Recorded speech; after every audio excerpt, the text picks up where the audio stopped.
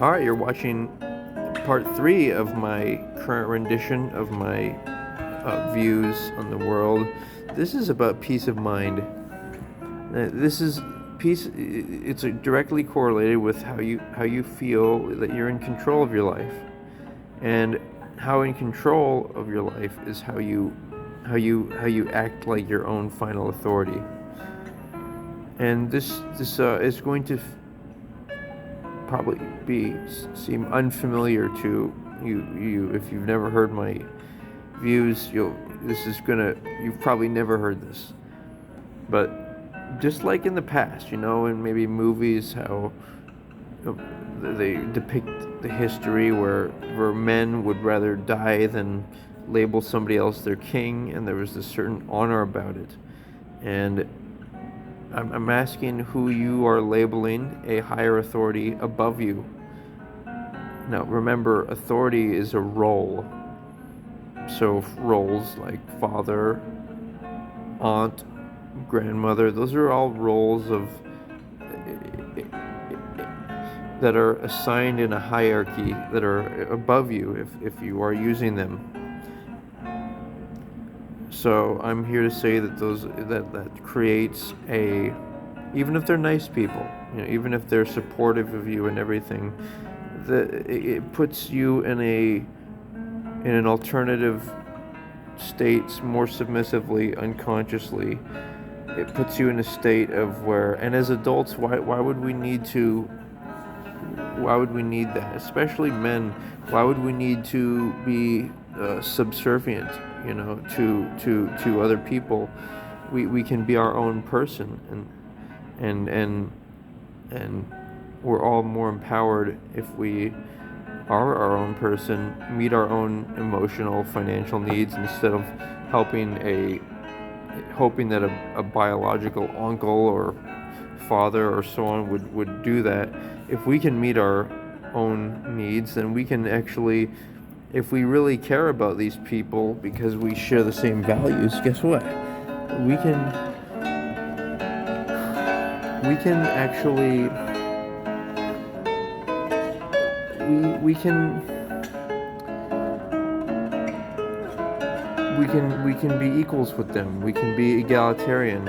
We can, rather than you saying their name, like using that's your father or your mother as a name, call them by their first name, because they can be, as adults, they can be spiritually connected with us, because biology is only a coincidence, but spirituality or religion, whatever it is, it's a choice of choosing to connect with someone on shared values, not just because you're on the same family tree biologically. What's more important, biology or values? And I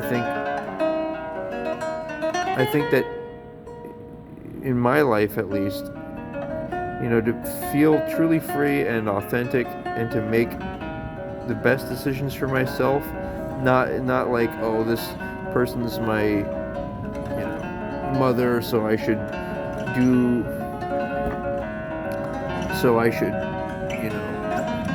it restricts your mind, because it makes your mind think that, oh, maybe I shouldn't do this, maybe I should go to college, or all that type of stuff. It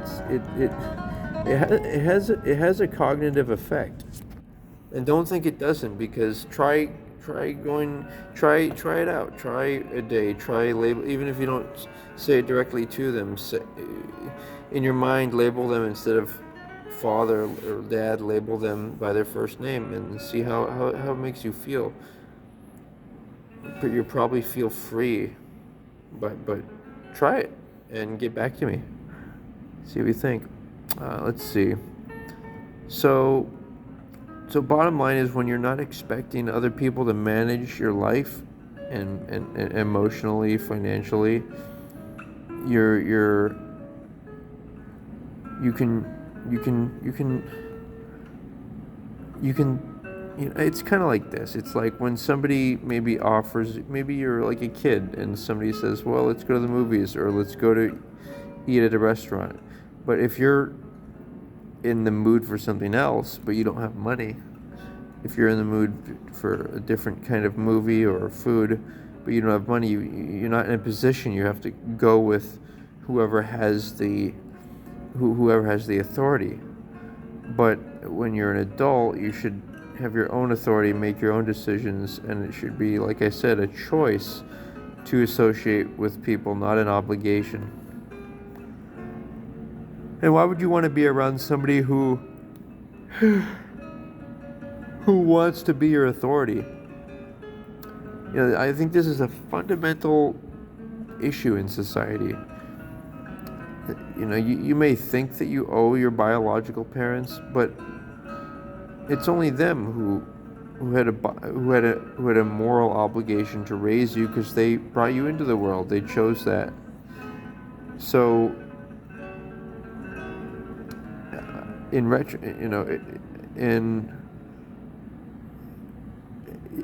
should only want to, if they have the same values as you. You should only that should be the only reason,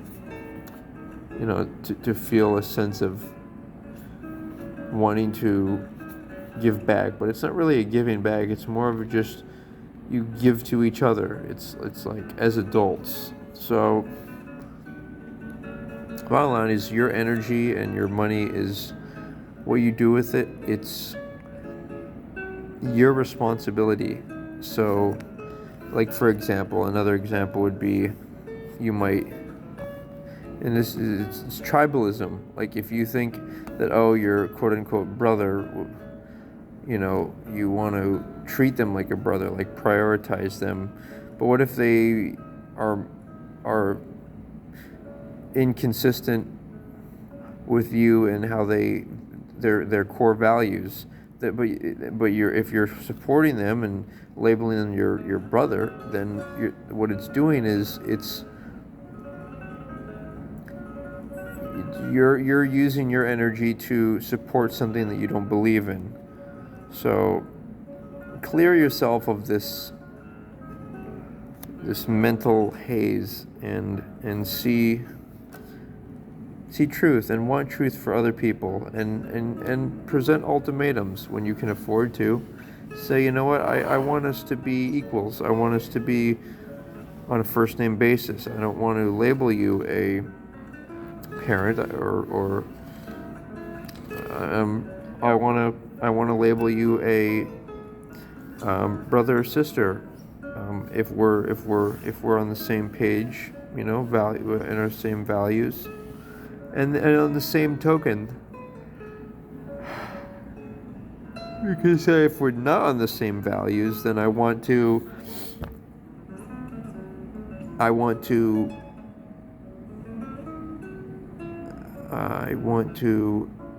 only be friends, which is people have thousands of friends, Or if they disagree with that, they insist that you have to call yourself my son or and so on. Then just you need to you need to get away from them. That's psychologically damaging to your mind to label somebody else an authority when if they want you to be responsible, then they should be glad when you're wanting to be your own final authority from both a application action standpoint and also a conceptual standpoint of how you label each other and the roles you play.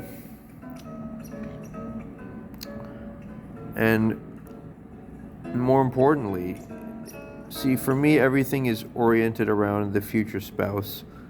You should want to give your energy to your future spouse. She or he deserves it more than anybody else.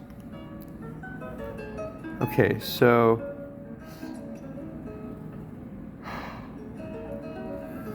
let's see, what else? So peace of mind That's the theme here.